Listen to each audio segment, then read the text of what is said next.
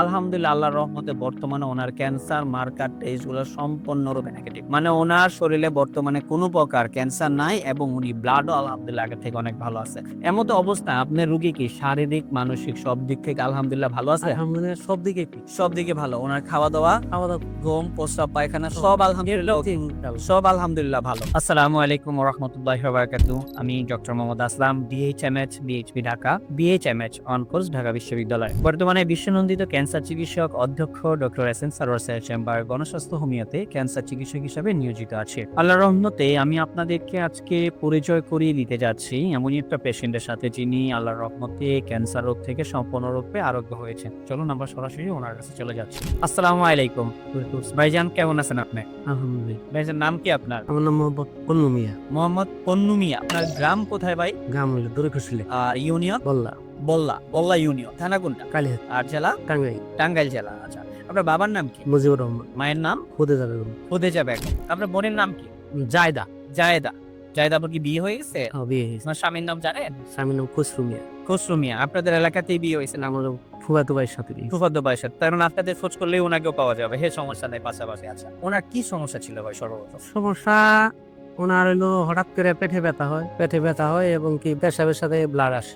প্রস্রাবের সাথে blood. Blood আসে, তখন আমরা সদর হাসপাতালে নিয়ে যাই। ওইখান থেকে তারা পরীক্ষা করে বলে যে এনার এই কিডনিতে টিমার আছে। তো আমরা তখন উন্নত চিকিৎসার জন্য আমরা মির্জাপুর কুমেদানি হাসপাতালে নিয়ে আসি। কুমুদিনী হসপিটালে। হ্যাঁ, মির্জাপুর কুমেদানি হাসপাতালে নিয়ে আসার পরে ওনারা পরীক্ষা নিরীক্ষা করে বললো যে টিমারে ওটা অপারেশন করতে গেলে একটা কিডনি ওনার ফেলে দিতে হবে। তখন আমরা অপারেশন করাইলাম আর কি। অপারেশন করানোর পরে তারপরে ওটারে বায়োপসি করবার নিয়ে দিল, যে এটার মধ্যে দেখা যায় যে ভাইরাস আছে কিনা বা ক্যান্সারের যে জীবাণু আছে কিনা। তো ঢাকাতে পাঠাইলো। ওখান থেকে ওইটা রিপোর্ট গেল যে ওনার ক্যান্সার আছে। পরে ওই বললো যে আমাদের এখানে এটার চিকিৎসা মানে এটার ধাপটা ছিল ফুর করে মানে এবার লাস্ট টেস্ট ছিল। লাস্ট টেস্ট বললো যে আমাদের এখানে এটার চিকিৎসা হবে না, আপনারা ওই এই মহাখালীতে যাও। মহাখালী ক্যান্সার হাসপাতালে। পরে আমরা ওনারে নিয়ে আসলাম, আমার বোনের মহাখালী হাসপাতালে নিয়ে আসলাম। মানে অপারেশনের পরবর্তীতে মহাকালী নিন।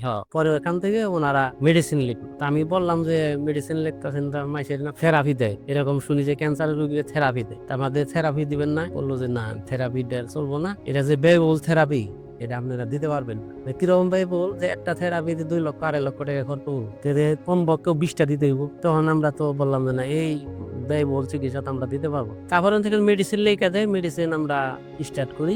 মেডিসিন খাওয়ার পরে 1 মাস খাওয়ার পরে রোগীর কোনো উন্নতি হয় না। যে ওটা মেডিসিন খাইলে পারা মানে কোনো খানা দানাই করতে পারে না, মুখটা মানে একবারে জ্বলে যায়। ওটা তো বললো যে এই ট্যাবলেটটাই থেরাপি, যে ক্যাপসুলটা মানে ওরাল কেমন যেটাকে আমরা বলি খাওয়ার মাধ্যমে।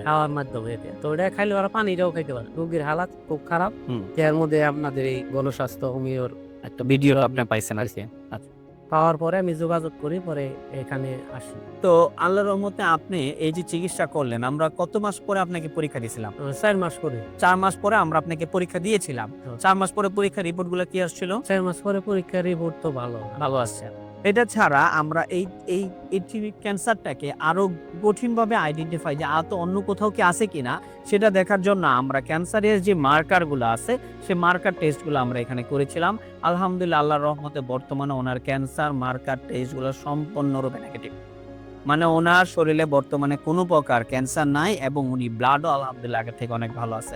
এমতো অবস্থায় আপনার রোগী কি শারীরিক, মানসিক সব দিক থেকে আলহামদুলিল্লাহ ভালো আছে? আলহামদুলিল্লাহ সব দিকে ঠিক। সব দিকে ভালো। ওনার খাওয়া-দাওয়া, ঘুম, প্রস্রাব, পায়খানা সব আলহামদুলিল্লাহ ভালো। আচ্ছা, আপনি যে আমাদের এখান থেকে চিকিৎসা করে আল্লাহর রহমতে ভালো হয়েছেন, এই বিষয়ে জাতির কাছে কি বলতে চান যদি কিছু বলেন?